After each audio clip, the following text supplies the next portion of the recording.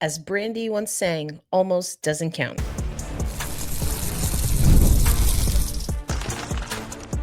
You are Locked On Kraken, your daily podcast on the Seattle Kraken, part of the Locked On Podcast Network, your team every day. Hey, Seattle hockey fans, welcome to a post-game episode of Locked On Kraken, part of the Locked On Podcast Network, where we bring you your favorite team, the Seattle Kraken, every single day. Erica L. Ayala here, your host of Locked On Kraken. I am also an accredited media member for Milano Cortina, or Milan Cortina.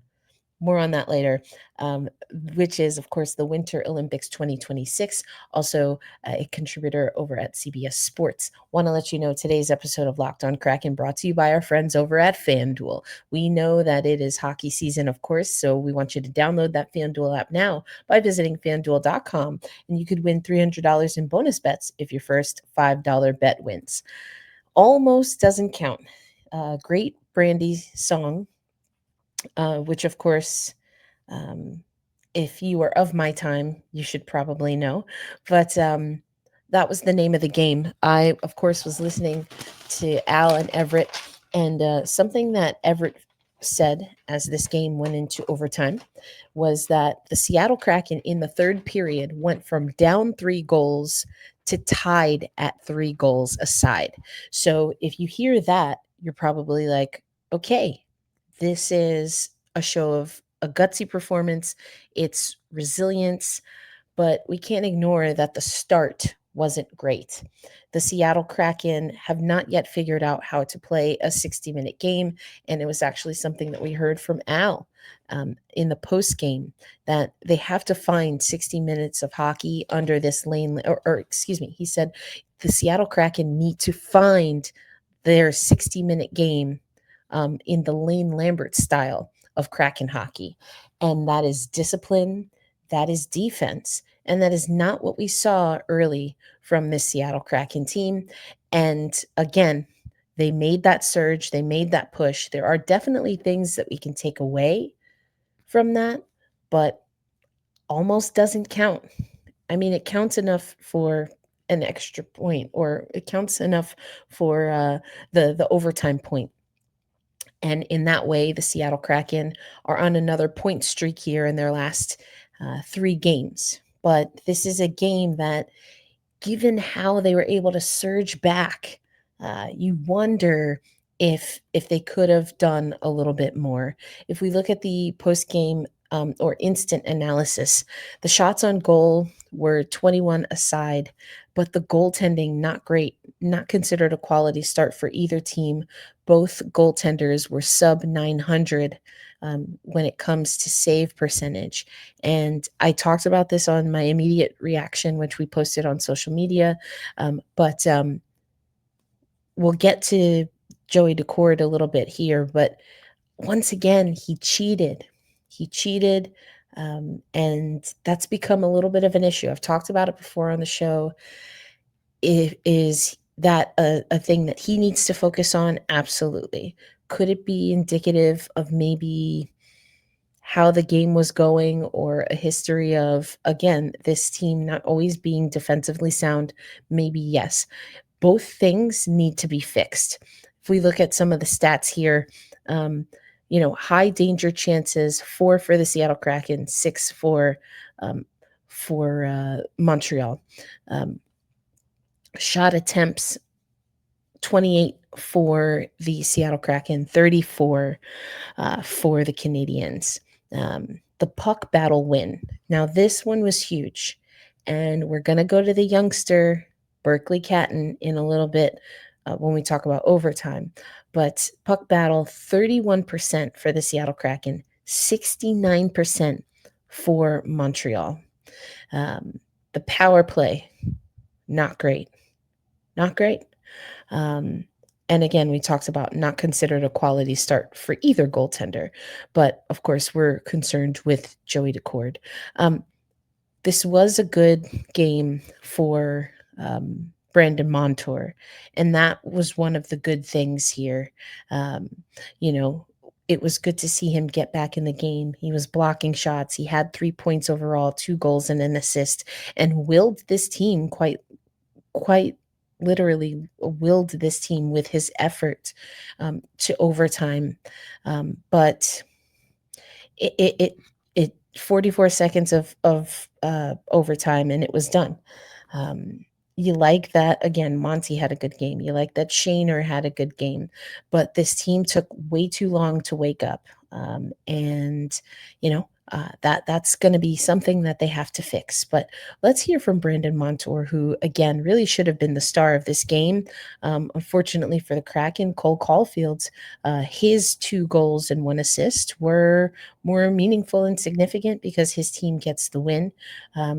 But it really shouldn't overshadow what Monty was able to do. Here's him talking after the game. What was the biggest difference offensively those final 10 minutes compared to them having you in for the first two? Yeah, just no energy really. We were tired. It seemed like we were tired.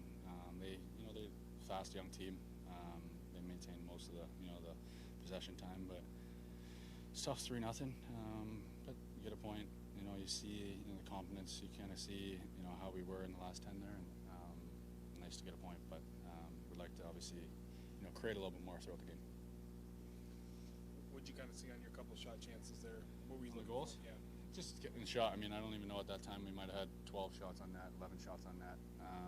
Didn't give that goalie much work tonight, but short seat guys in front of the net. Just try to get it there and kind of find a lane. Nice to see him go through. Brandon, obviously you get the one on the power play, but the power play it's not the best night overall there. Do you feel like that's more the Habs penalty kill, or are you guys just not really bringing your best? Again, probably kudos to them. But again, I don't think they did much to change how I think it was just us and our mindset. And again, Lane preached kind of be ready, be prepared, and I think right off the hop we're kind of flat and it didn't generate much. And I think regardless of power plays, if you don't score, you got to create something for your team. And we get one late in the game, but I think we can create more. Yep. So there's Brandon Montour saying it all. Just didn't do enough and didn't start well. And they get a late power play goal, but they had 4 opportunities. So this is a Seattle Kraken team that they have the concepts of the Lane Lambert system, but they need to execute even further, and they can. So there are things that we like from this. There are things that have to be better if this is going to be, everyone was like, oh, the Kraken are a wagon. Is this a legit team? Yes, they're legit. Yes, they're a good hockey team. And they're still early in their progress. Now, what I want to see happen is that the Seattle Kraken team continues to evolve, because we've seen in the past that there is a tendency to be stagnant. So if this team can take this loss and learn from it and be better, then I'll be okay with it. But whether you want to say I'm scarred, I am apprehensive, I have my doubts, whatever the case is, I've been here with you since the beginning.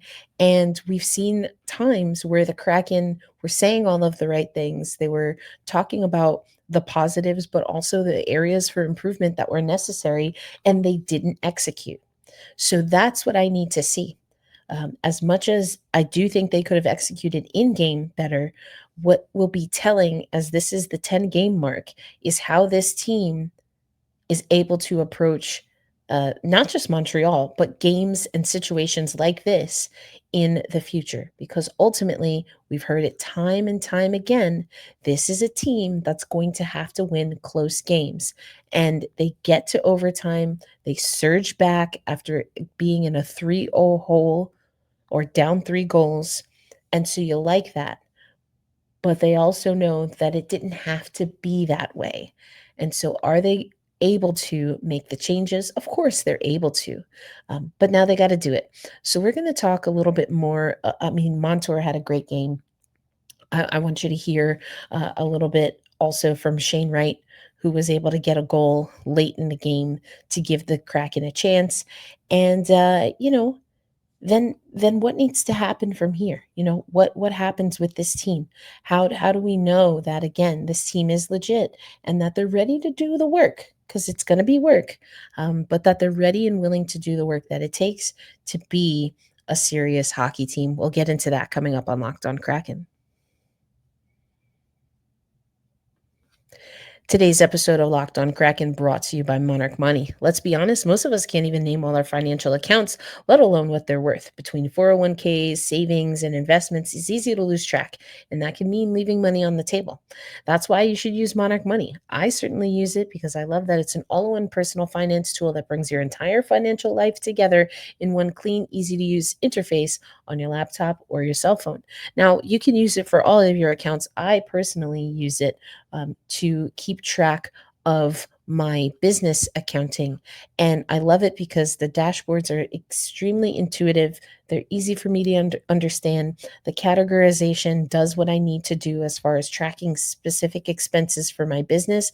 And it really makes me feel like I have more control over my finances, which has been easier to communicate when I'm doing more complex bookkeeping and things of that nature. So, again, I really cannot stress this enough. If you are someone who just is busy all over the place and you need smart tools that can make it much easier for you to understand where your money is going, then you got to get Monarch Money. Don't let financial opportunities slip through the cracks. Use code LOCKEDONNHL at monarch.com for 50% off your first year. That's monarch.com with code LOCKEDONNHL for half off your first year.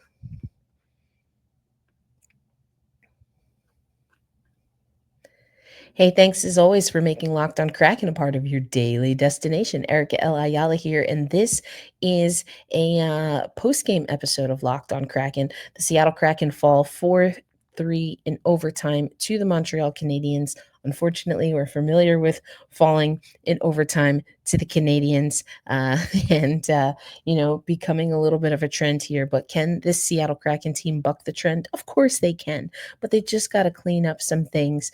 But what I do like is that we're starting to see guys step up. I loved seeing Monty get back into the action, of course, in the last handful of episodes, including with Jennifer Streeter. We talked about how it's been an emotional return. We heard from him earlier on today's episode, but he's getting back into stride. But I want you to hear also from Shane Wright. I know so many people are curious about his progress and his development, and I think that he's a guy that's figuring it out. I kind of feel right now that he is kind of how I felt about McCann. Now, McCann did have a little bit of an injury at some point last season, but what I mean is that I just had this overwhelming feeling that, McCann was getting a little bit lost in the sauce. And I'll say it this way, Wright is not necessarily the development priority because, of course, Berkeley Catton is here. Neither is Matty Beniers. But I think Shane, similarly to Jared McCann, similarly to what Beniers has been able to do, has been able to sort it out and figure some things out for himself while also holding himself accountable for what he still wants to improve. But here's Shane Wright talking after this overtime loss to Montreal at Climate Pledge Arena.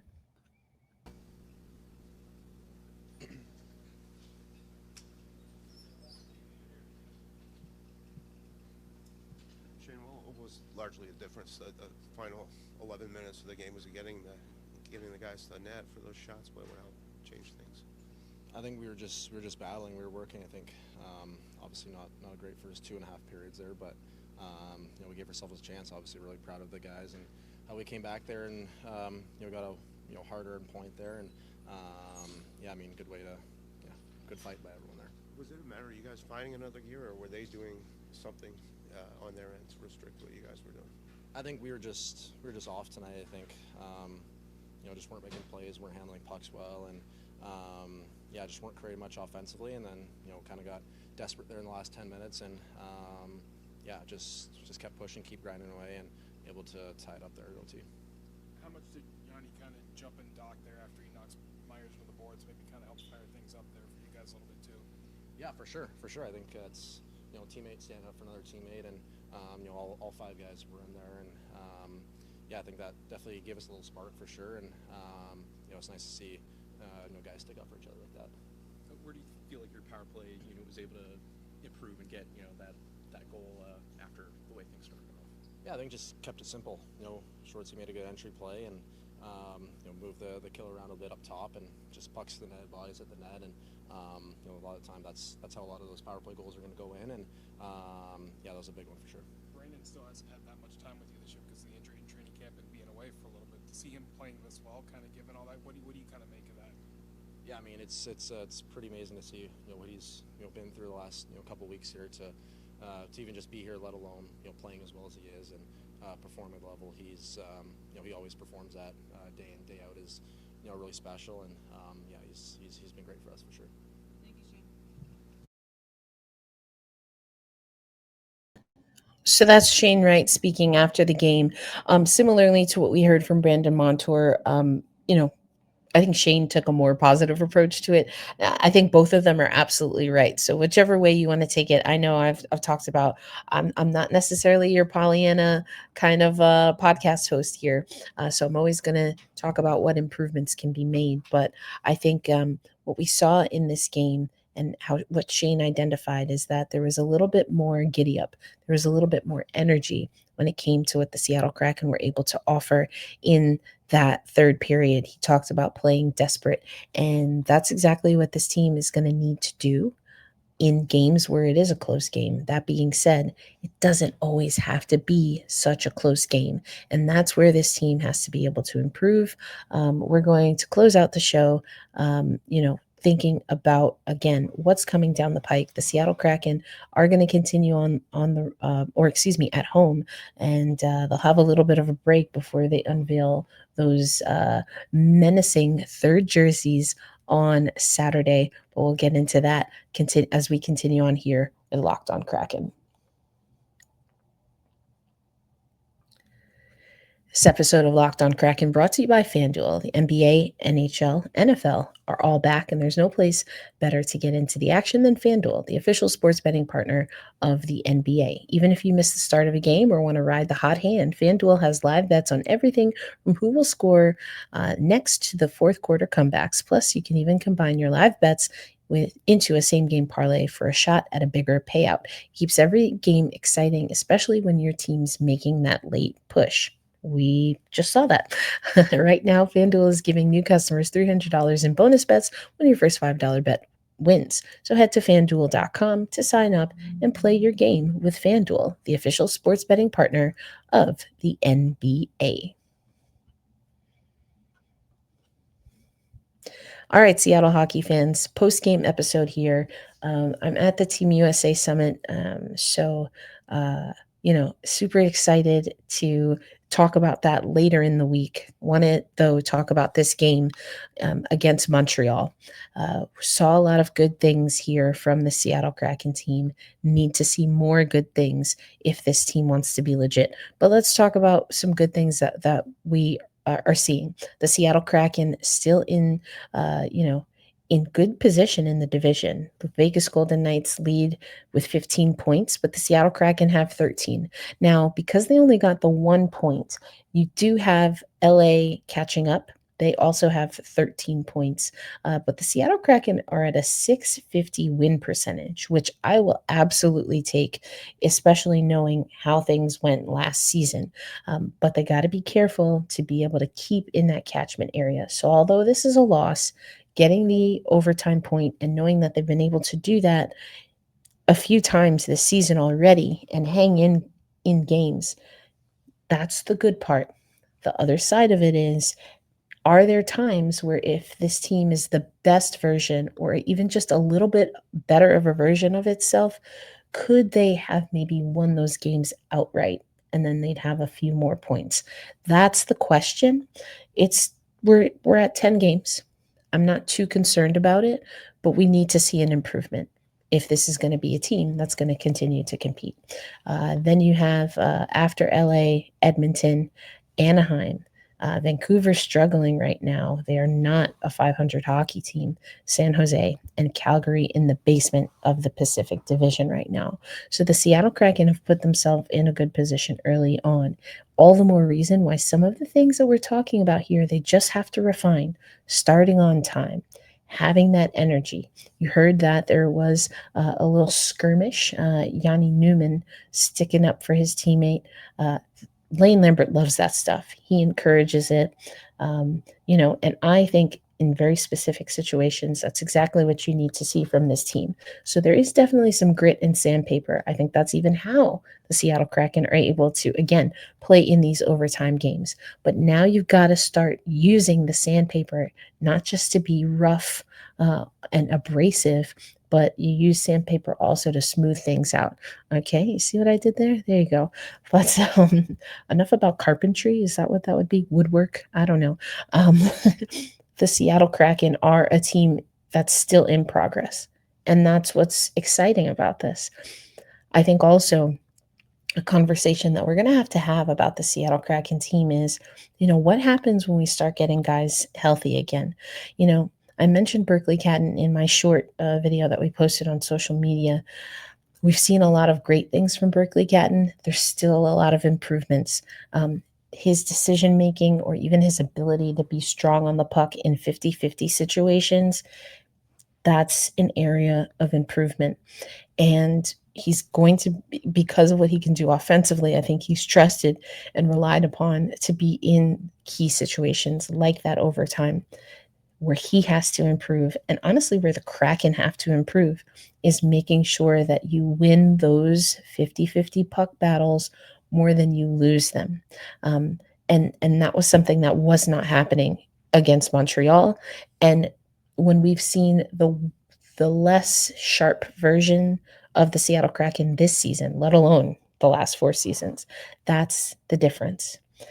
The good news is that those are things that, again, you can improve upon and you can refine. And that's what the next step for this Kraken team is. It's all about refinement. And they can do it. And they can absolutely do it. When we look at the Seattle Kraken schedule, they will be home again. As I said, that was their last game of October. So we head into a new month on Saturday as they take on the New York Rangers. Of the hometown, I'm a stone's throw, maybe a little more. I'm very close to Madison Square Garden here in New York for the Team USA Summit, but we will take on the Rangers in Seattle, not at MSG. Then also we'll host Chicago and San Jose on the 3rd and the 5th, respectively. Then we have a short little road trip taking on St. Louis and Dallas before coming back home to take on Columbus, Winnipeg again, San Jose again. And I will be at those games. Then another road stretch towards the middle of November. Then we get ready for the U.S. version of Thanksgiving, where the Kraken will take on Dallas once again and then host Edmonton on the 29th. But we get those menacing jerseys for the first time on Saturday, and the Seattle Kraken need to play their best menacing version of Seattle hockey, of that Lane Lambert style. Focus on discipline, focus on, getting things going early, and also, being able to take advantage of the hard work that you have defensively and using that, using some speed. I think that the Seattle Kraken have not used that enough. And coming up later this week, I want to actually go back to something Lane Lambert was asked by the amazing Allison Lucan for this pregame, the game or before the game against Montreal, about the balance between maybe being able to score on the breakaway, but also he talked a lot about the power play possession and what he wants to see there. So there are opportunities for this team to continue to evolve offensively and do a little bit of what we saw earlier in the season. So we'll break that all down. And again, here at the Team USA Summit, not much NHL representation because, of course, the NHL is in season, but we will hear virtually from Brady Tkachuk tomorrow, Wednesday. Also, TJ Oshie will be there. But if you are a PWHL Seattle fan, which you should be, and as we know, our good friend and contributor Ava Wood is, Hillary Knight will be at the Team USA Summit. So best believe we will have some great content with Hillary Knight. So make sure you stay locked on Kraken and also follow Black Rosie Media. I'm actually here with Black Rosie Media specifically to cover the Olympic portion overall holistically. But I'll double dip for Locked on Kraken because, again, we have a PWHL Seattle player here who we know will be making her, or will hope to make, and by hope I mean she's she's going to make the team.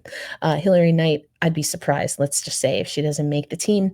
But this will be her last Olympics. And I'll talk to you a little bit more about some other Olympians, aka Lindsey Vonn, who know this is their last ride and are looking to make their final, what will be their final Olympic roster of their career. But we'll talk about that. We'll get more from Hillary Knight. And of course, do a little bit of a deeper dive into the Seattle Kraken team. A reminder to be kind to yourself, extend that kindness to others, and we hold fast, we stay true, and loud and proud we say, let's go Kraken. I'll catch you on the next episode. Peace out, everybody.